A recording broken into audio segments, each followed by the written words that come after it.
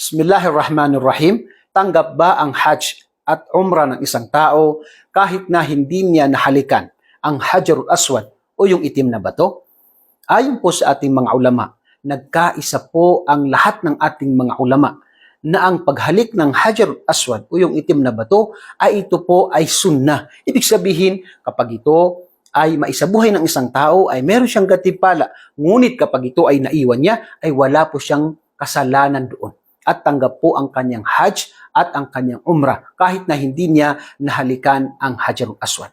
Nagkaisa po ang mga ulama na ito ay hindi kabilang sa haligi, hindi kabilang sa kondisyon, hindi kabilang sa mga obligasyon ng Hajj at ng Umrah ang paghalik sa Hajarul Aswad. At wala pong ni isang ulama na nagsabi na ito ay kabilang sa obligasyon o kaya haligi o kaya ay kabilang sa kondisyon ng Hajj at ng Umrah.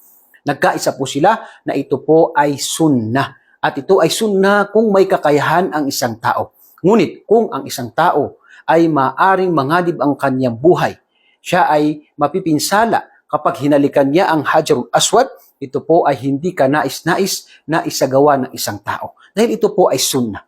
Subhanallah. Kaya narapat po na wag nating ipalaganap ang maling mga paniniwala na sinasabi ng iba na kapag hindi nahalikan ng tao ang Hajarul Aswad ay hindi tanggap ang kanilang Umrah at ang kanilang Hajj. Ito po ay maling pananaw at wala pong ni isang ulama na nagsabi sa bagay nito. Bagkus ang Hajj at Umrah, kahit hindi nahalikan ang Hajarul Aswad o yung itim na bato, ay ito po ay tanggap insya Allah.